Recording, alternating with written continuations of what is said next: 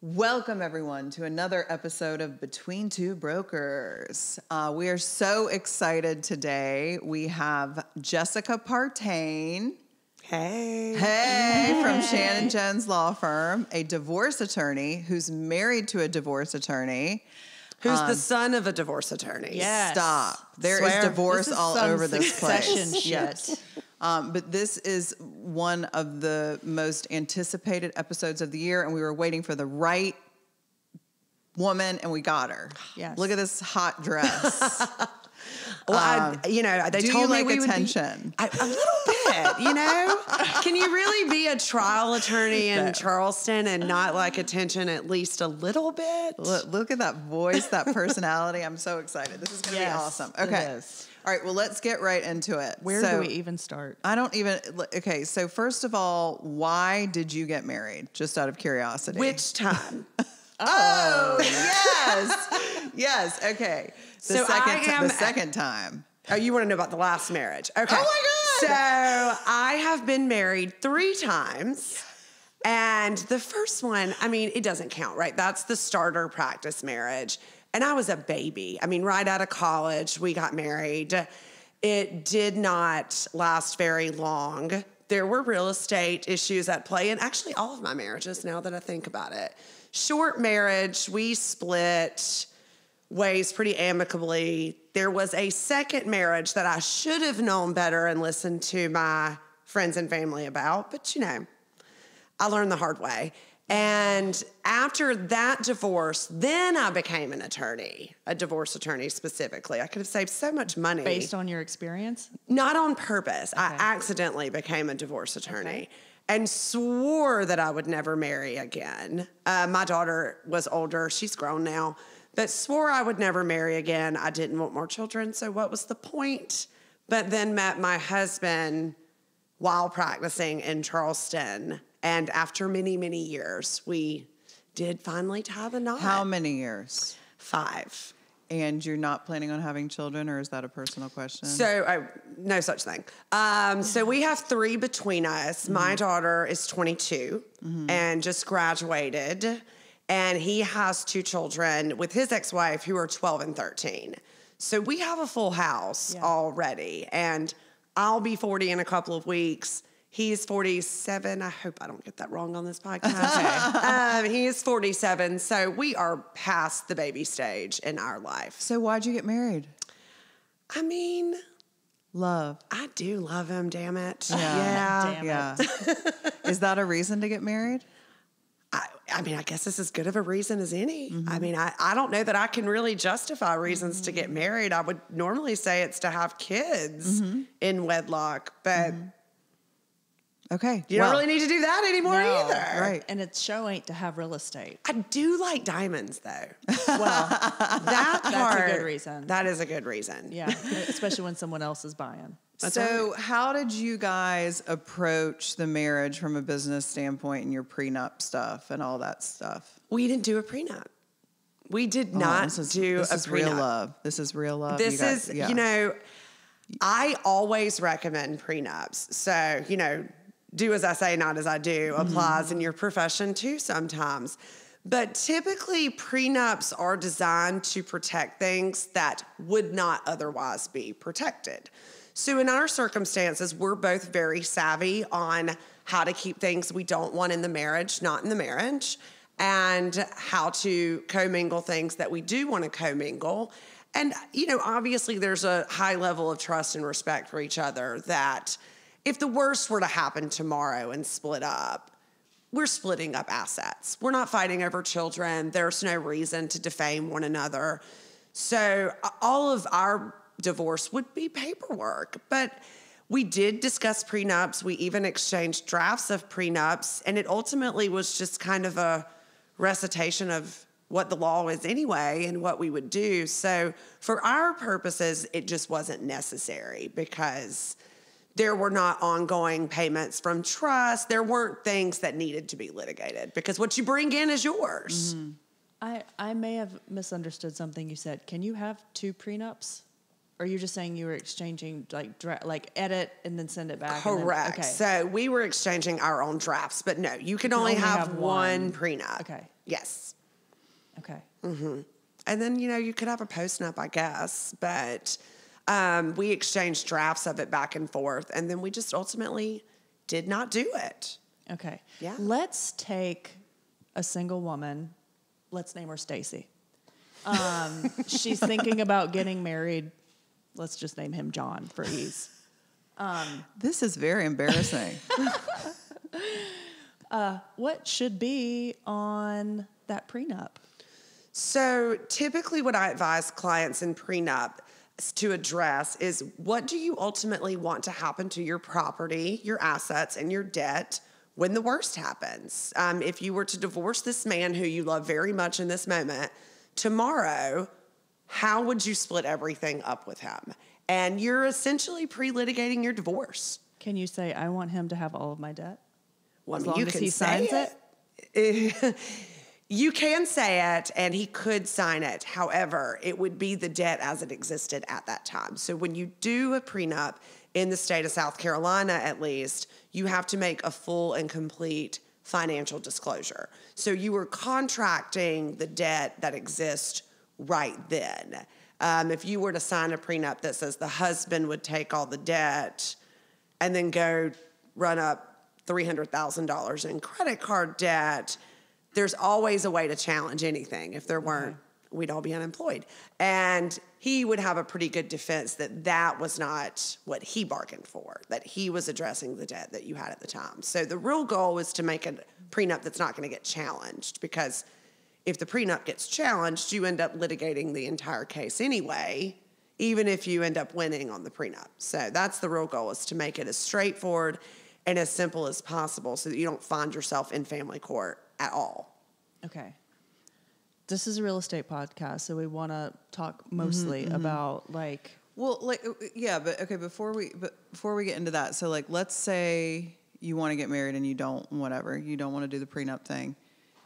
Should you print out all of your bank statements and real estate, and what can you do to protect yourself to show, when I got divorced, that was one thing that was hard, was that we didn't know, I didn't have shit because I was a child bride, but who had what when they went into the marriage? Sure. So it depends.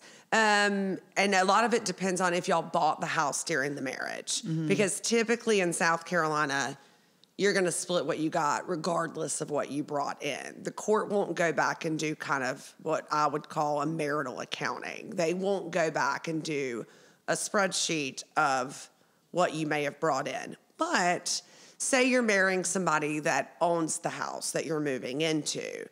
I absolutely think it's important that you keep very good records of any contribution that you make to that house, because even though it may be his, and even though it may be his premarital property, there's still this concept of special equity in South Carolina, that you can carve out certain interests for yourself in a variety of ways. And one of those ways is making investments and improvements into the property of another. So while you may not get the house, to get some recognition for your contributions, I think it's very important that you keep detailed records. It's not very romantic, but from a business standpoint, if you're going to renovate the kitchen in the house your husband owned when you married, you should absolutely keep up with those things. That's the mistake that I made in my marriage, is that my ex-husband owned a bunch of real estate, and so my income actually went to cover those things in the financial crisis, and I didn't have anything to show for it. And then everything that I did in the business, and I didn't have anything to show for it. Are we just talking about renovations to the property itself, or does personal property count? Women often, when they meet a bachelor and move in, they're like, all of your shit has to go. And I hope my husband's listening, so yes. that he understands. We're buying the furniture that I want and I like. And are we talking couches and stuff, or is it just fixed? So personal property would be dealt with separate in the event of a divorce. So we would basically put that in an entire different column. So every couch you bought, every new TV, every new dining set, that would be marital property. that you all would split up amongst yourselves. The things that really carve out a possible interest for you in the real estate are going to be those improvements. Okay. And, you know, every case is different. Every case is nuanced, of course, but it is going to be those improvements. You know, wife didn't own this house, but she replaced the floors. She, you know, either hired somebody or even her own, you know, personal efforts. She replaced the kitchen cabinet. She installed a fence. It's going to be those tangible improvements to the property that the court would be looking at in those circumstances. So if you're going to buy real estate as a couple, should you wait, and you're giving advice to a woman in this scenario, should you wait until after you're married? Like, let's say you're engaged. Does it make a difference? If you're going to buy property in advance of being married, the most important thing to remember is to be on the title. Because in that circumstance, you're going to just be treated like, the legal term is joint tenants in common. I don't know if that's the use term in real estate. Any claims would be in a different court. So it would actually be each of your premarital property that you would own a 50% interest in that home in advance of getting married in the first place. So I don't think that there's any downside. There could be benefits to it even. I mean, I think there could be an argument that it's both of your non-marital property and the family court doesn't have any business addressing it. I think as a matter of practicality, the family court would probably still address who gets the house. And it would be easier because the family court can be more creative with their solutions and what they do with the house. So in the state of South Carolina, all of the assets that come in while you're married are split up equally, or can you just talk about that? And then is there like a time thing, like if you're only married for 2 years versus 10 years? Time doesn't matter. Okay. It is, of course, a factor in what we would call equitable distribution, the length of the marriage. But in the most general sense, everything that is acquired during the marriage and owned the day you start a divorce case, it's in the pot to get split up. And there are no exceptions, like infidelity it's 50-50. There's always exceptions. But that's what I want to know. So there are actually, don't quote me, but I think there are 14 factors that speak to the equitable distribution of the estate, which is the split. And it's going to be, you know, fault is certainly a factor. Okay. But fault does not come into play in the sense that you cheated so you get nothing. You don't get alimony in South Carolina if you've cheated, but you're still entitled to an equitable portion of the marital estate. That doesn't necessarily mean 50-50. I know that there are other states where it is a true and even split. That's not the case for us. For us, it just has to be equitable, whatever that means. Typically, you don't see anything that ranges beyond the 60-40 split. A lot of times, some of the factors that go into that split are fault and are the contributions that were made by respective parties during the marriage. If one person brought in all of the income and the other did not bring in any of the income and did not grow the estate, that could be a basis for the court dividing the estate up with a greater share to the financially contributing spouse. I don't know why I'm going down this road, just because I'm curious. In order to prove infidelity, like what counts as proof? Do most people have to hire like a PI? So it depends on the judge. And I'll give you a great example. My husband and I both had divorces this week that were on the grounds of adultery. His was granted because the other party admitted. Okay. And mine was not. It did ultimately get granted, but they required an independent witness to come. So in South Carolina, you have to prove that one spouse had the opportunity to commit adultery, which in layman's terms means they were alone together and behind closed doors. And you have to prove that they were inclined to engage in sexual activity with that person. Now, inclination could be they've been texting with them repeatedly. They've clearly developed some kind of intimate relationship. Inclination could be proven by a PI catching them in public showing affection, by the content of text messages if you get your hands on it. So there's a variety of ways to prove the inclination. A lot of times it's Facebook messages and Snapchat pictures. That's some of the most common evidence that we see. But you don't have to actually prove that sex has taken place at all. It only requires that there be the opportunity to have sex and proof that these two people were inclined to sleep with one another. That social media will get you. That's right. Now, if you're a man that's going to be looking at paying alimony, hire the PI. Yeah. I did have, I know why I'm asking this question, because I just had a friend that went through this last year, but the PI that she hired caught them coming out of a sex shop. Mm-hmm. So that's pretty done, right? Absolutely. Yeah. Absolutely. I mean, they would still have to be alone together at some point, but if they're bold enough to be walking out of a sex shop together, I have no doubt that the PI was able to catch them behind closed doors together too. Okay. Yeah. Mm-hmm. How much on average would you say like a divorce costs? Well, I mean, I'm going to say this to every single question, but it depends. When you're not fighting over property and you simply need to split up the paperwork, you can get this done for $2,500, $3,500. If you're litigating assets and going to court, you are talking about tens and tens of thousands of dollars. Just for illustration, I mean, a day of trial would roughly cost you about $5,000 a day because you have to do almost double the amount of prep time that one day of trial would take you. But before you ever get to trial, you have to mediate your case, which is another full day of paying lawyers and mediators. You have to engage in a process called discovery, which I'm sure you're familiar with if you've been divorced, where you turn over the bank statements and you go through the text messages and the IRAs and the real estate appraisals. So you have to go through that entire process. Almost always, if you're going to trial, there are going to be depositions taken. So that cost is going to come in of a day rate for a lawyer plus a court reporter. So it is not uncommon that a divorce can easily cost six figures. Oh my God. Were you saying it's like $5,000 a day per side, or is that per side? Yeah. Per side. No, I'm not getting married again. Fuck no.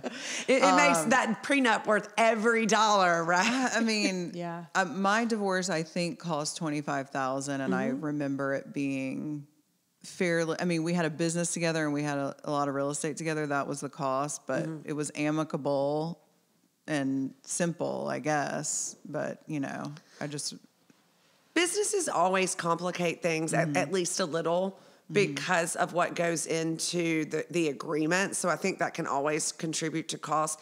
Listen, you can get divorced for under $5,000 all day long. It really comes down to how reasonable are both parties going to be. And I mean, the tough thing about that is you can control how reasonable your side's going to be all day long, but both parties have to be on board with that plan.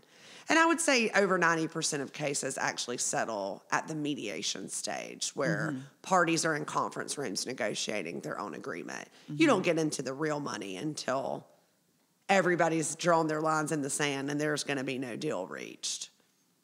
When couples are going through a divorce and you hear from the agent or whatever that they're, I don't know if forced is the right word, but they're forced to sell this property. Is that just because they can't agree on who gets it, so they have to sell it and split the money? Or is that something that's could have been in the prenup? Or it can be in the prenup. I'd usually recommend that it is in the prenup. Who would get the marital home in the event of a split? It's one of the most contested things that we deal with outside of children. When you're talking about property, who keeps the house is a major issue. I mean, and you guys know in this market right now, you want the house. Yeah. But typically, if the parties cannot decide between themselves who's going to get it, and it goes before a judge is either going to give it to one of them, or they're going to force that the real estate be sold and the proceeds be split. I finished a case a few weeks ago where I actually argued that it had to be sold. The only equitable solution in this market was to sell it, because there was just really no way to identify, each party's return on their investment without capitalizing on the market. And appraisal doesn't get us there. I mean, things are selling over appraised value. Things are selling over, the comps, the listing price, there's no way to get that return for your client if they're not the party getting the house, other than to sell it. I get asked about divorce attorneys all the time, and my divorce attorney has retired, and she was suited to my personality, which is uncommon. I don't know. But what should somebody look for in a divorce attorney? Like what are the questions that you feel like they should ask? I mean, let's say it's your best friend and you're like, this is too close for comfort. You know, these are the people I think you should look for, and these are the questions you should ask.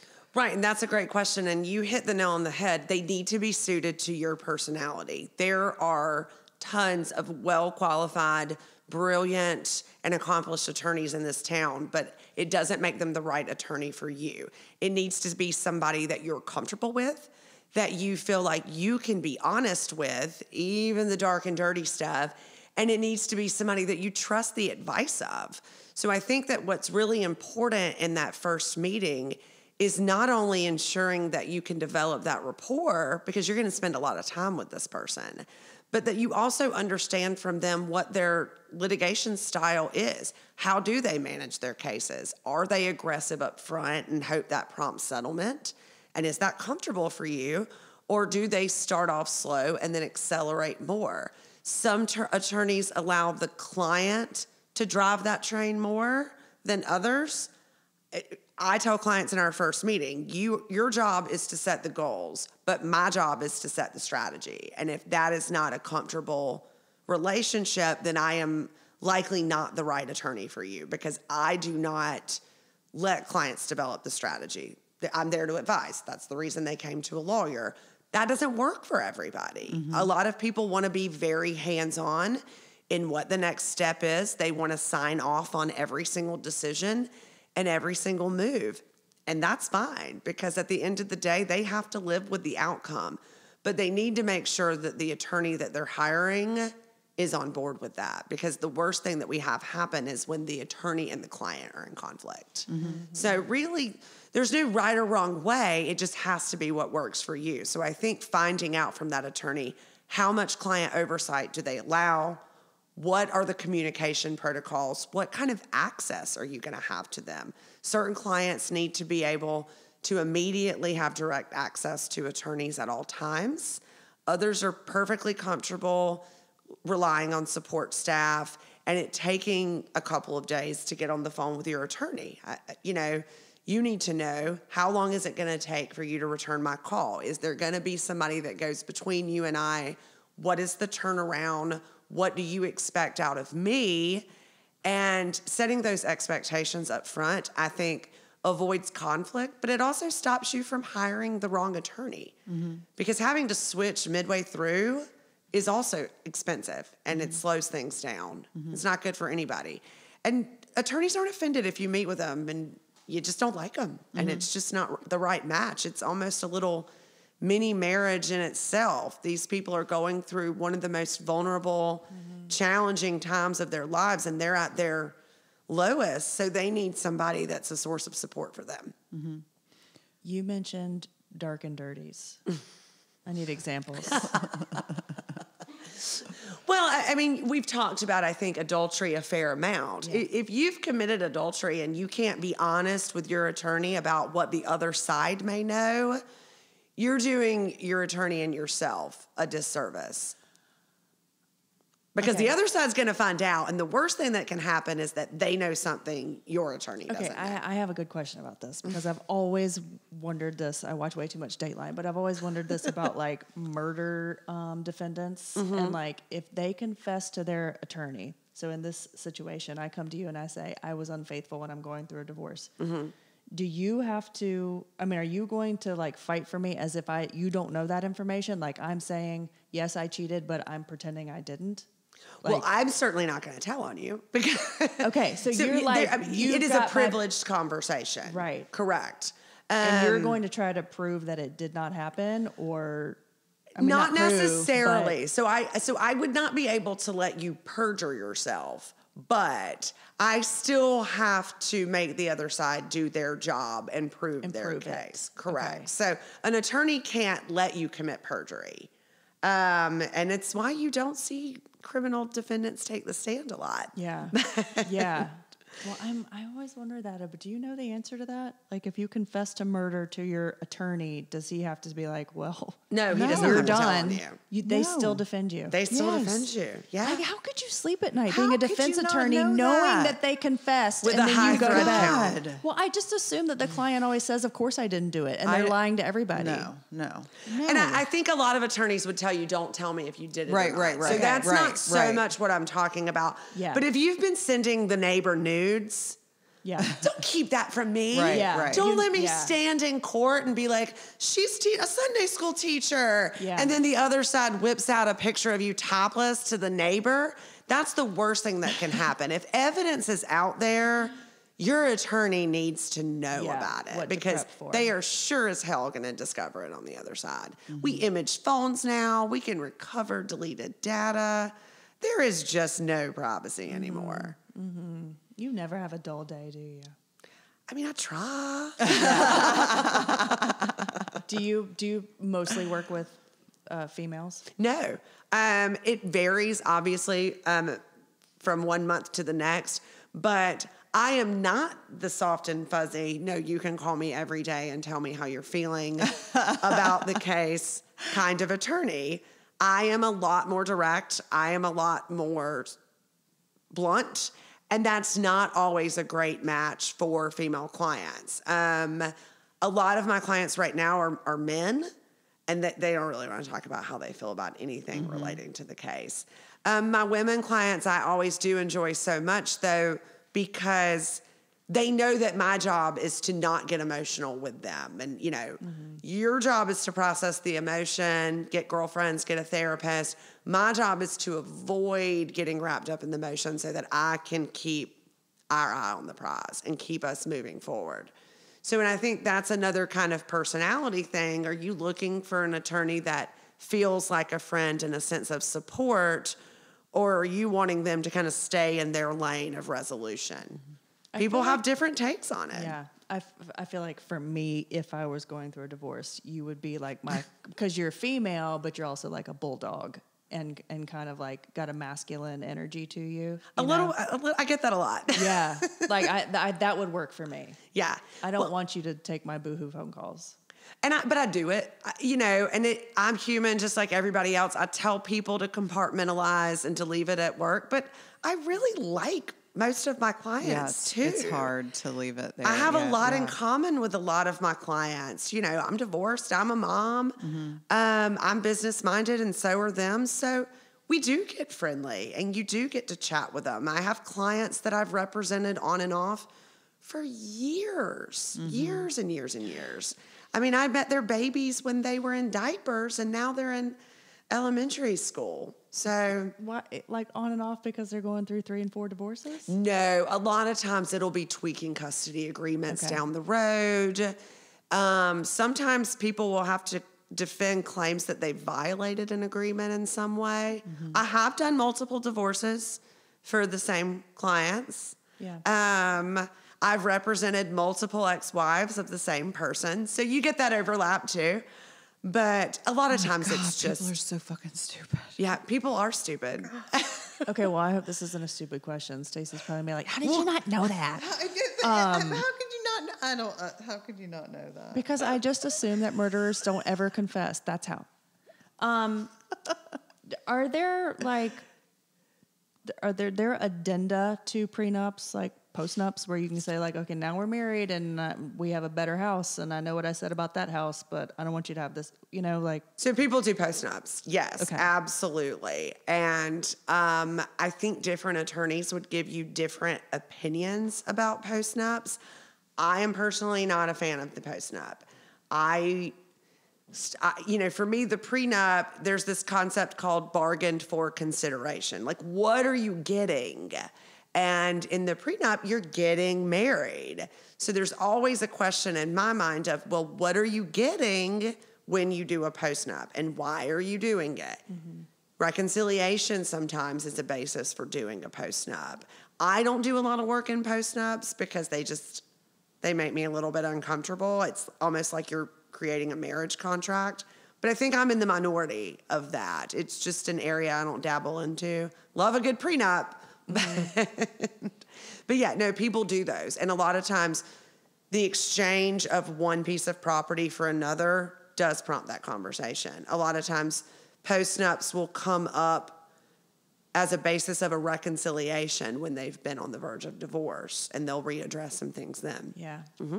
Okay, how much does a prenup cost, and how far in advance of your wedding do you need to be like organizing your stuff? Like, how long does it take you to put it together? Well, I mean, I can draft a prenup in a week in terms of sitting down and writing the document. What complicates that process is the financial inventory, because I have to not only have my clients, but I need the other sides as well. We need to verify the accuracy of that to some extent. They are sworn statements, so we take them at their word. We have to, both sides have to be represented by independent counsel. You can't just hire an attorney to draft a prenup and then send your husband by to sign if you want it to hold up. And so the negotiation of the finer points can take several weeks. I recommend doing it many, many months before a wedding. And that is not only because you want to avoid any impression of duress, but you also may get a little raw during the negotiation process. So I think it's good to have that time and buffer of healing. Right, it's not the night before your rehearsal dinner. I have certainly defended prenups that were signed at the rehearsal dinner. Oh my Yeah. God. Absolutely. I can't. Wow. More than once. Okay, and what's a common range of what a prenup's going to run you? I think that you'd find that it would bill just like any other divorce case. It's by the hour. A starting retainer, I would comfortably say, is somewhere between $3,500 and $5,000. If it ends up being very straightforward, you may get some of that back. Okay. Again, it always comes down to how reasonable are you being, and is the other side matching that energy? But you're going to find that the attorney's going to draft and charge by the hour against a retainer almost always. I'm sure attorneys in town do flat rate prenups. I don't, but I mean, good for them. Yeah. So There's real estate agents that do flat rate listings too. Not us. So, what are the most important conversations to have with somebody before you get married? So, I mean, I think specifically as it comes to real estate is how will we budget? How will we handle these finances? And what will happen to the house in the event that we split up? You know, I think everybody tells you when you're going to marriage counseling that you have to do joint finances, and it's all the only way it'll be successful. As a divorce attorney, I completely and totally disagree with that, therapeutic religious advice. My husband and I do not run our household like that. We keep everything separate. Here's the budget of everything. Here it is cut in half. And then you go buy whatever car you want and do whatever. And that's comfortable for us because it's very transactional in nature. So finances are just not a part of our marriage, so to speak. They're a whole different category. So I think it's important that y'all have a plan for that. If one person makes double what the other does, are you going to split it 50-50, or are you going to split it relative to your incomes? Are you going to adjust that every year? These are awkward and difficult conversations, I think, that people who are young and in love don't have. And then these child brides get 6 months and a year into marriage, and it's not at all what they were contemplating. So why do people get divorced? Like, is it mostly, in your opinion, about money, or is not anymore? What is it about now, percentage wise? I think now it's just more about people's access to other options. You think when we were kids, your parents were your parents, and their access to the outside world was other married couples that were parents of children. You couldn't search that old high school sweetheart. Yeah. Facebook is the reason people get divorced. Oh my God. I can't believe you didn't know that. I can't. Oh my God. There's just it's so much stimulation constantly. People are putting their lives on the internet. They are looking at that old boyfriend. There's so much temptation out there. There is, and I wouldn't even say that it's that much infidelity, but it's just easy to be questioning the happiness of your home life when you're looking at everybody else's perfect life on the internet. Yeah. You know, divorce is so much more common now too. It kind of travels in packs, you know. It's One contagious. girlfriend gets divorced and she's out living that single life, and then another, and suddenly there are only a couple of friends left that are the old married lady sitting home on Friday night. You forget how exhausting it is to be single when you've been married for a while. I will always be that old married lady Erin, sitting on. who do you Even look if up- I who get do you look divorced up on again, I'm that Facebook? old married lady Hell at this yeah. point. That's Who me do you for look? life. Who do you look up on Facebook? Come on. I have no idea. I really don't. Wow. What else do people need to know?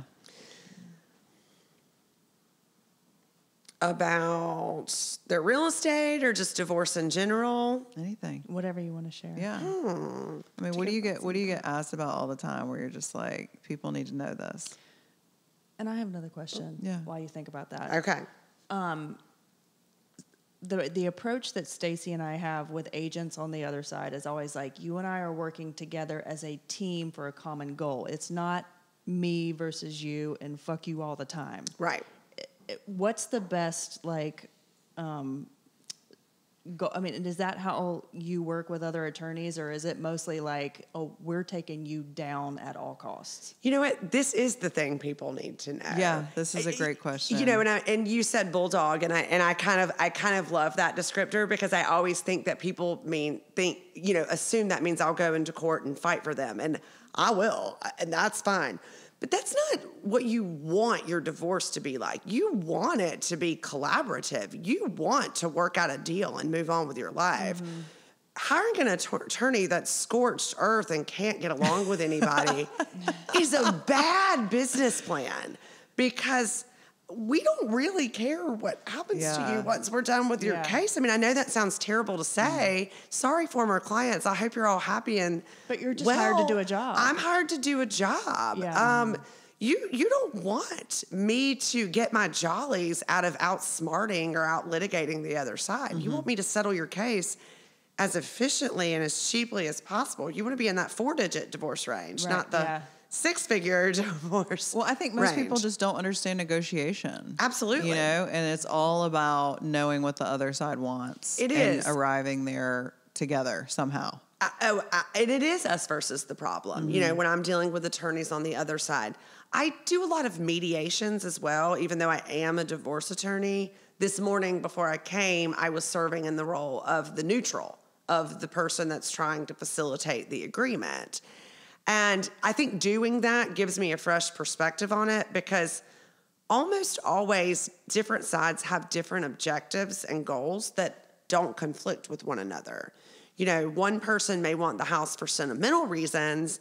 The other may want the house because they really like the way the back game room is set up. Mm-hmm. There can often be a way to make most people's goals satisfied and them not be at odds when we're talking about property. So it really is a lot of cooperation and figuring out what is the most important thing in both rooms. You know, it's not common that most people have to keep the real estate. Mm-hmm. Usually one person is very attached to it. They decorated it. They've landscaped it. They're the one that worked with the builder to build it. The other person's interest is almost always financial. Mm-hmm. Obviously, sometimes people both really want real estate, and then that's a different conversation. But you want an attorney that's going to work well with others, because the less they get along, the more expensive your case is. Mm-hmm. I mean, if I have to write a formal letter and put it in the mail every single time I need to say something instead of picking up my cell phone, that's money out of your pocket. Mm-hmm. So, you know, scorched earth bulldog is not always your best business plan. And I hope people know that.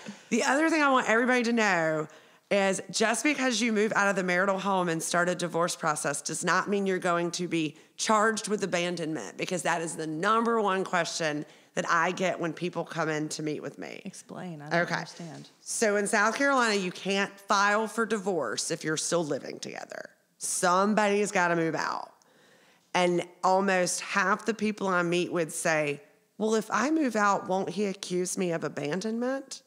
I don't know where this has come from or why everybody is fearful of this, but no, that's not how it works. Abandonment is this dated legal concept where a spouse goes out for the proverbial carton of milk and never comes home and nobody can find them. So moving out of your house is not really likely to put you at risk for abandonment. I guess some attorneys could try to make an argument you abandoned. But if you're starting a divorce process, you haven't abandoned things. One thing I will tell people to be aware of, though, is if you want to keep the house ultimately, being the party that moves out is likely to make it challenging for you to ever get back in. Mm-hmm. Mm-hmm. Because you're now asking a judge to kick somebody out so that you can go back. Mm-hmm. So that can get a little squirrely. If you're in that situation and you do want to file, but you don't want to leave the house, I really think you need to spend the money to go sit down for an hour with an attorney and weigh some options, because there are so many moving parts there. I've had mothers move out to file cases, assuming they get to return home with their children, and then they did not. And, dad ends up with custody and the house and the kids, and it's all just the result of not getting good legal advice before you take those actions. So, before you move out of any property, before you make these major decisions, meet with an attorney or 2 or 3 until you find one you like and come up with a plan. Mm-hmm. Mm-hmm. Well, I think we've got some great legal advice, I guess I don't know, on this podcast, but you are fantastic, and we really appreciate you joining us. Tell everybody how they can get in touch with you. Absolutely. And let me give my little legal disclaimer that obviously every case is different, so don't consider this true advice for your own personal life. I mean, we're speaking in hypotheticals and very glossed over terms today, but every case has its own nuances. If you do need more advice, you can reach me at the Shannon Jones Law Firm. Our office number there is 843-720-3100. You can also reach me by email at jessica@shannonjonslaw.com. Jessica, you're awesome. Thank you so much. Thank y'all.